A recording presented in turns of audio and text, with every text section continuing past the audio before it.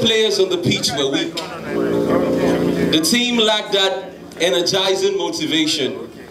Their demoralizing position was the result of their bad results and position on the league table. Some of the players were already considering offers on the table as they sank deep as sugar in a cup of tea, deep as sea, under the gravitational pressure of their opponents, grounded as grass in their own half. It was almost full time, and their league days was definitely numbered now, and as fraction after fraction, their quartered hope gradually, verily vanished into a black hole. Playing away from home, there appeared to be no way out. No coming back. But freedom flew across the stadium as fans passed like a ball. A shout for a substitution, for a new formation, some inspiration. You should have seen the frustration, the desperation. The team was in desperate need of goals. But the players, on the other hand, seem to have had their own goals. Because besides own goals, the team couldn't score. The team had some issues within its score. The coach, the players had unsettled scores. But they were gradually getting to that point where it didn't matter who was making up points. They needed at least a point from this game. And time, it had gone. Like gangsters. They had a few chances, but as though the goalposts were in space, they wasted all the chances shooting stars. And now what they needed was not a spark. They needed electricity. They needed the stars. They needed the sun.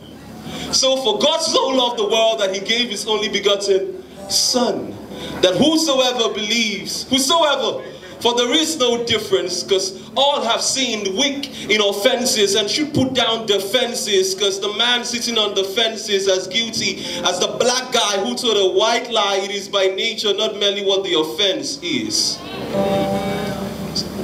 For no one feared God, who were all turned astray, used by waiters, 7 divers lost as strays. But in due time, while we were yet sinners, while we were yet losing our games, before it was full time, the Word that made flesh was made flesh. The Word made flesh became our substitute. In other words, the Word was our synonym. Like a thief caught wearing the very shirt he stole, God judged our sin on him. Now, if we looked anything like our sin, then we're definitely sin on him. Like the wounds on his body, red. Like the strokes that were blood he shed. Like the paintings of piercings fleshed out. Like the brushes of bruises messed up and crossed at the cross. After coming across is useless. We looked like a canvas of his pain, his shame. We looked identical to his nakedness, his seeming helplessness and hopelessness. If we looked anything like our sin, then we're definitely sin as him. Rejected, betrayed by the ones he loved, by the ones called him Lord. The heel that used to heal, that the psalmist used to look up to for help, now about to be put down to earth. The heel that used to heal. You see, he was beaten like our sin, and our sin was beaten as him. See, it's quite easy to say that he died for us.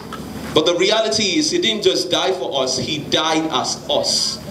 For he that knew no sin became sin, that we may be made the righteousness of God. And that's how the substitution occurred. And sadly, the science of it may sound or seem similar to some silly stinking John. Turned on and undone, he sickly sang the lyric till he soundly sank down the sink of a sonor soul, making melodious, erroneous music. It was no myth or legend. But lovely love would really give his all to her, even if she wouldn't give her all to him. You see, she was selfless, selfish and one-sided. He had her sided. Even though he knew that side dead, he would defy death. He wouldn't let the I love you he confessed to her become a lie yet. She pushed him away and said, leave me be, please, for peace sake. But for love's sake, strangle or stab him, staking like a bet if that's what it takes to gain her heart. Bruno, massive stakes, he will catch a grenade for her. Jump in front of a train for her. He will go head to head, an eye for an eye, tooth for tooth. You fight tooth and nail, blood for blood, spirit, soul, and body, all for her.